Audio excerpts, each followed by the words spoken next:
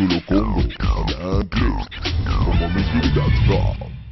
Mbote na bino bandeko balandi ya Congo Mikili tozana esengo mingi po bozalaka toujours branché liboso ya écran na bino ya mike pour na kolanda site ya www.congomikili.com. Encore et toujours la concertation nationale. Bandeko balandi bino mo boyebi ba prolonger les sous date ya clôture ya ba travaux ya concertation nationale. Oye bandaki bongo uta date ya le 7 septembre. Oye normalement ngeza clôturer le 28 septembre. Mais ba prolonger les sous pour na cérémonie pour na clôturer ba travaux ya concertation. Tokutanaki na ba députés provinciaux ya ville à Kinshasa ne ba réagir na likambo wana. Totiye Moi je crois qu'on ne peut pas prolonger les concertations. Pourquoi prolonger les concertations? Ils ont déjà travaillé au niveau des 5 thématiques, qu'ils amènent les résolutions, qu'ils les présentent au niveau au chef de l'État. Le chef de l'État, conformément à l'ordonnance qui a convoqué les concertations, va l'amener au Congrès et le Congrès va les endosser. Et c'est alors que chacun à son niveau, que ce soit au niveau de l'exécutif, du gouvernement, le gouvernement va appliquer les résolutions, le Parlement va prendre des lois et ainsi de suite. Nous aussi au niveau de l'Assemblée provinciale, pour ce qui est des résolutions qui nous concernent, nous allons aussi prendre des édits. Ça va contribuer à la bonne gouvernance et à l'amélioration de l'état des droits et ça va faire avancer la République. Je ne crois pas que prolonger ce serait une bonne chose. Pourquoi on doit encore prolonger? Parce que le chef de l'État était clair dans son discours. Il a dit que les problèmes de la RDC ont fait l'objet de plusieurs réflexions, analyses, études et rapports de grandes fractures. C'est-à-dire qu'il y a déjà plusieurs résolutions qui ont été adoptées à travers les multiples forums qui ont été organisés en faveur de la RDC, en plus de ce que les concertations vont nous produire. Il est plus de question qu'on puisse les mettre en pratique. Je crois qu'il faut qu'on arrête vite avec les concertations pour qu'on donne aussi la chance aux institutions de travailler conformément aux résolutions qui seront adoptées et ça va contribuer au bien-être du peuple congolais. Quitter les concertations ou claquer la porte, c'est ce que vous voulez dire? Non, mais ça, ce n'est pas une bonne politique. Si on aime ces pays, si on est congolais, si on est républicain, on ne peut pas claquer la porte là où on discute des problèmes du Congo. À moins qu'on ne soit pas congolais, des races pires, ou à moins qu'on ait des agendas cachés, ou à moins qu'on vienne avec des idées qui ne sont pas des idées claires et distinctes. Mais si on est congolais, si on se dit que le Congo nous appartient, c'est la terre de nos ancêtres, ce sont nos aïeux qui nous ont légué ces pays, nous devons faire les sacrifices, nous devons travailler pour ces pays. Et c'est pourquoi vous nous voyez ici à l'hémicycle provincial, nous faisons beaucoup de sacrifices que les gens ne peuvent pas s'imaginer pour que la ville avance.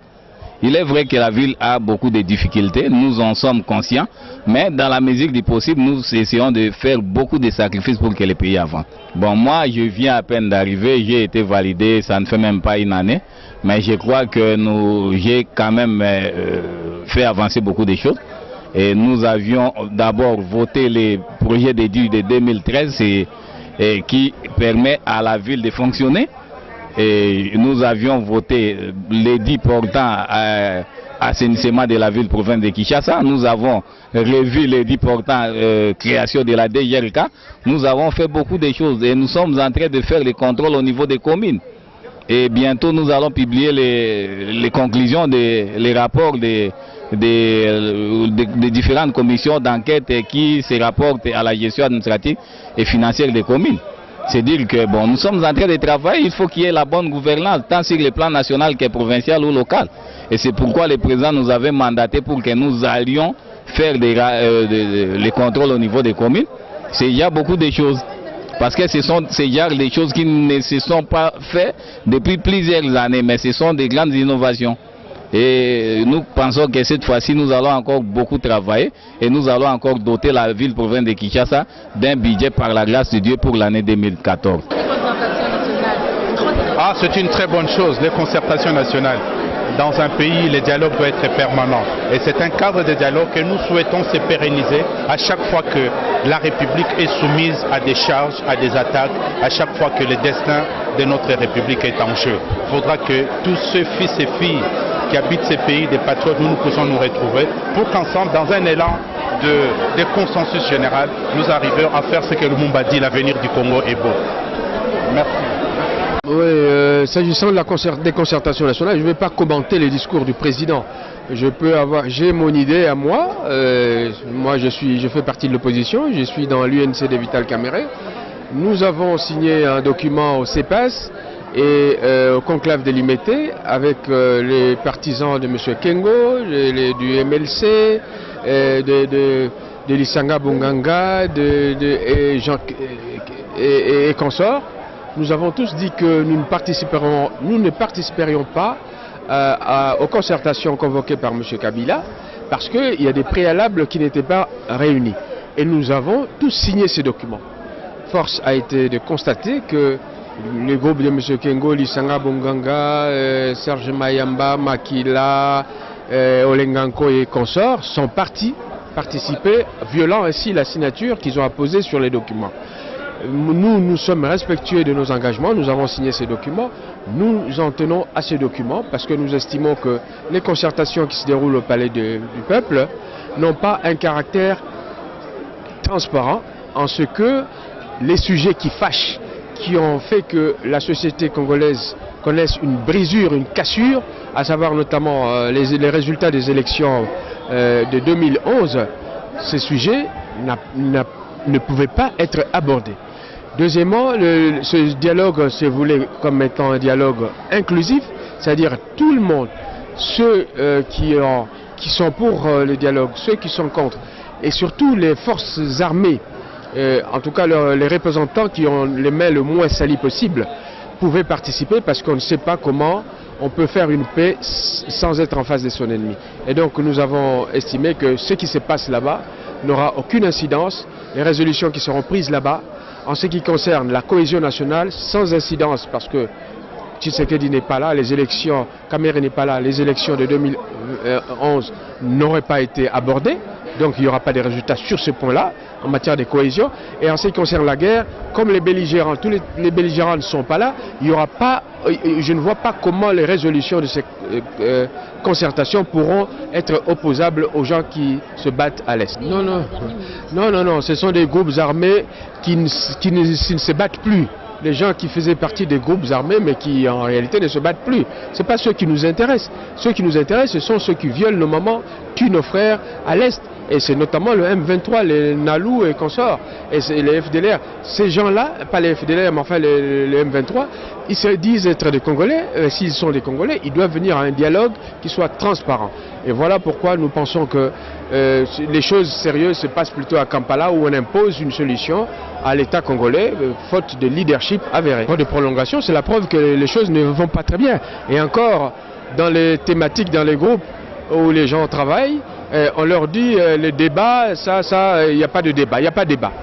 Et bien, les choses sont boutiquées à l'avance, les projets de résolution sont déjà confectionnés avant même que les débats n'aient eu lieu. Donc nous avons eu raison de dire que c'est un congrès PPRD bis, parce que là-dedans, sur près de 1000 participants, vous avez 800 qui sont les gens qui approuvent M. Kabila et sa politique, et seulement 100 représentants des partis d'opposition et une centaine de membres de la société civile. Donc, tout ce qui devait être fait là-bas, c'est arriver à amener l'opinion internationale à accepter le principe que veulent les gens de la majorité, de faire en sorte que M. Kabila reste au pouvoir jusqu'au-delà de 2016, violant ainsi la Constitution. C'est moi qui vous remercie.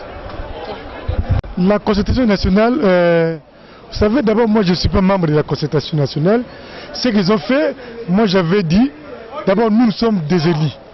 Nous sommes des élus, nous connaissons très bien les problèmes de la base. On était d'abord fiers de voir, au niveau de la ville de Kinshasa, ils ont piqué le président et le gouverneur. Ce n'était pas normal. C'était pas normal. Ils devaient prendre un échantillon au niveau de l'Assemblée en tant que député, en tant que représentant de la population. Ils ont pris des gens qui... Bon, ça va, nous allons suivre, on va voir comment ça va aboutir. Mais vraiment au début, on était très malheureux de voir que nous les élus du peuple, on n'était pas concernés à ça. Maintenant, les reports, les rapports, c'est qu'on avait pris, il y avait beaucoup de débats et que l'opposition et la majorité, la société civile n'avaient pas un point d'attente, c'était tout à fait normal. Et c'est aujourd'hui qu'on attend si on peut voir un mot au niveau des présidiums pour voir, mais en tout cas, dans les fois, je ne connais pas pourquoi il y avait eu des reports. Merci beaucoup. Non, non, ce n'est pas une bonne chose. Parce qu'en fait, le président de la République avait dit, pour ne pas se dédire, il a dit qu'il donnait 15 jours.